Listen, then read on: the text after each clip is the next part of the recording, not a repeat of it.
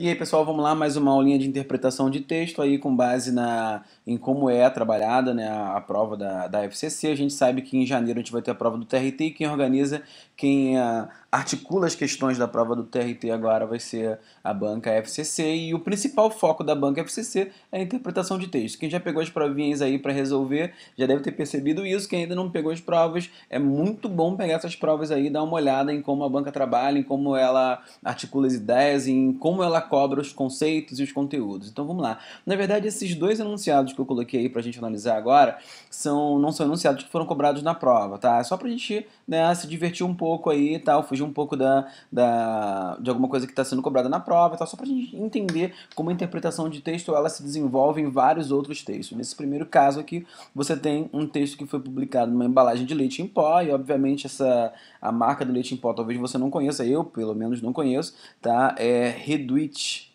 tá? A marca de leite em pó é Reduit. Vamos lá, vamos entender então essa propaganda aqui. A gente sabe que a propaganda ela sempre vai ter um cunho apelativo, né? Por quê? Porque ela quer convencer você, tá? Então o cunho é apelativo sempre. O porquê? Porque o publicitário ele quer mostrar para você que aquele produto que ele está gastando tempo, que ele está ganhando dinheiro para fazer aquilo, aquele produto é importante. Você vai precisar daquele produto e tudo mais, tal. Então o nome da marca é Reduit, tá? Então vamos lá. Ele começa o texto publicitário dele utilizando uma estrutura predicativa, tá? Quando a gente fala de estrutura predicativa, a gente quer dizer sujeito, verbo de ligação, opa, calma aí, sujeito, verbo de ligação e predicativo do sujeito, tá? Então, o verbo de ligação, na verdade, ele serve para ligar o predicativo do sujeito ao sujeito. E quando você pega isso, quando você percebe isso dentro de um texto publicitário, é óbvio que esse verbo, esse predicativo do sujeito, o verbo de ligação, ele está pegando esse predicativo do sujeito para ligar o sujeito, e esse predicativo do sujeito, ele tem uma ênfase muito forte. Ele quer, na verdade, valorizar o produto, tá? Então, quer dizer, a gente entra aí naquele cunho apelativo que é próprio do tipo de texto, né, publicitário, tá? Então, ele vem aqui no primeiro enunciado, logo de cara, ele vem Reduit é leite. Ok, óbvio, já sabíamos disso, mas o Reduit é um leite que é puro e saboroso, tá? Aí você começa a se questionar, bem, todo leite que eu experimento, eu tenho, né, eu pressuponho, na verdade, que ele seja puro e saboroso. Pelo menos puro, não obrigatoriamente saboroso. Preferencialmente saboroso. Mas puro, eu obviamente vou comprar um leite assim. Então, primeiro, ele traz pra gente aí essa ideia, tá? Então, nesse primeiro enunciado aqui, o que ele quer dizer é que o Reduit é um leite como todos os outros, tá? Então, Reduit é leite, que bom que Reduit é leite. Reduit é um leite puro e saboroso. Então, Reduit é igual aos outros. Tudo bem? Então, no primeiro enunciado, ele diz pra gente que Reduit é igual aos outros, tá? Vamos ao segundo enunciado. Ele fala assim, colocou um ponto, fechou, encerrou e vem assim. Reduit é saudável. Aqui ele vai mostrar o quê? Ele vai mostrar o diferencial em relação aos outros leites, tá? Então a propaganda, na verdade, ela também normalmente faz esse tipo de comparação. É claro que devido, né, a uma questão legal, você não pode ficar citando o nome do concorrente, tudo mais e tal. O que acontece aqui, na verdade, é que ele se compara a outros, né, dizendo que nesse caso ele é saudável. Então o Reduit é saudável, pois nele quase toda a gordura é retirada. Então olha só, quase toda a gordura é retirada. Vamos lá. Então Reduit é saudável, tá? De repente nem todos os outros leites são saudáveis. Aqui você tem uma espécie de comparação, tá? E aqui você tem o que também? O diferencial, tá? Então, diferencial, tá? Então você tem que o diferencial. Então, ele vai dizer, Reduit é saudável, pois, tá? Ele afirmou, e agora ele vem explicando o próximo enunciado, enunciado explicativo, pois nele quase.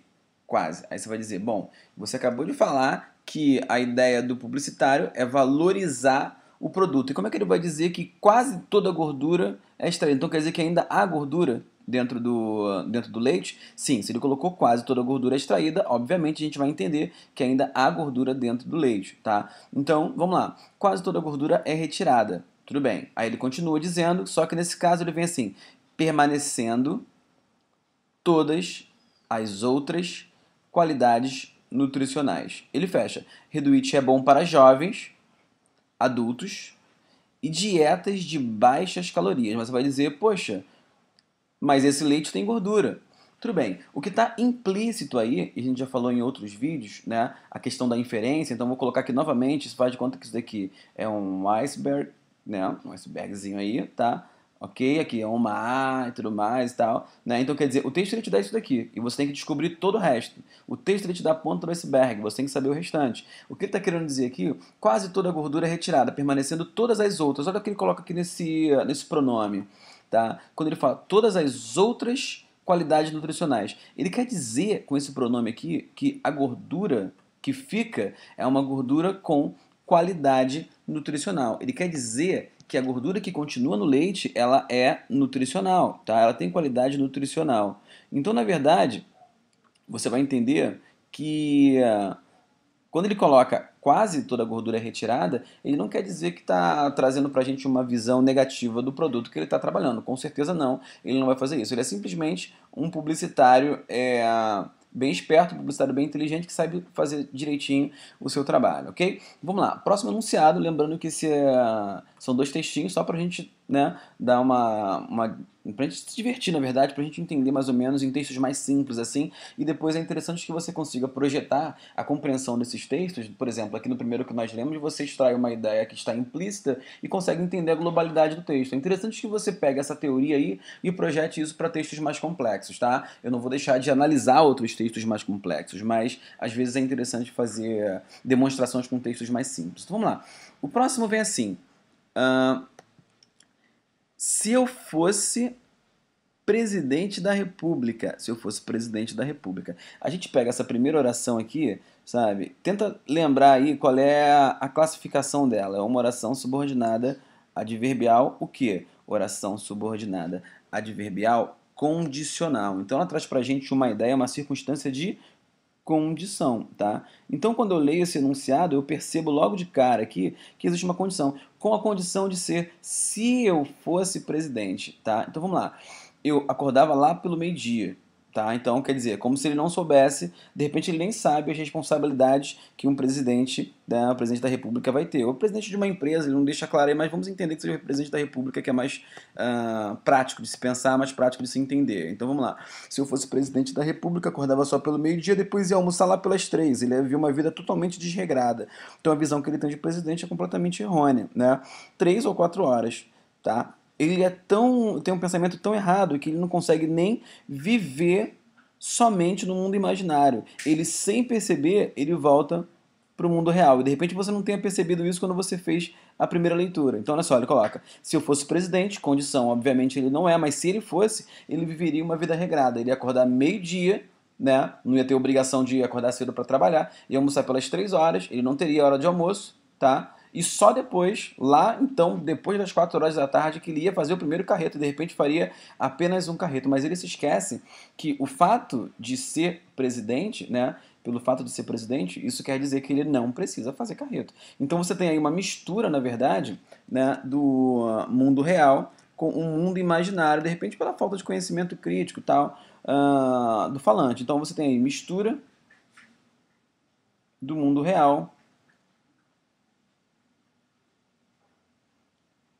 com o mundo imaginário. Se por acaso aparecer uma questãozinha para você analisando isso, né, fique esperto. Essa confusão que ele faz, essa mistura que ele faz, se dá por essa estrutura condicional, né, e pela imaginação que ele não consegue ter ampla, assim. Mundo real com o mundo, para fechar, imaginário. Bem, espero que você tenha gostado dessa aula. Tá? Os próximos vídeos vão falar efetivamente sobre textos, sobre interpretação de textos da banca FCC, tá? De várias provas, de vários concursos de vários estados, tá? Acompanhe aí a publicação, vale muito a pena mesmo, sabe? Até mesmo porque a gente sabe que não tem muitas aulas de interpretação de textos por aí pelo Rio de Janeiro, então utilizem bastante esses vídeos aí, são gratuitos e tal, fiquem bastante à vontade, tá? Só peço que compartilhem com seus colegas, né? Mostrem esses vídeos para outras pessoas para que todo mundo possa se beneficiar, ok? Então vamos lá, pessoal. Até a próxima. Beijos a todos. Fui.